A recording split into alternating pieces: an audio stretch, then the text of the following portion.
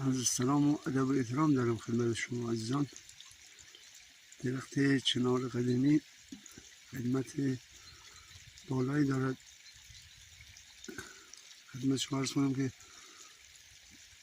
علائمی که مشاهده میشه به نظر من علائم بسیار باستانی و زیبایی است و در کنار درخت چنار رودخانه و چشمه نامی وجود دارد.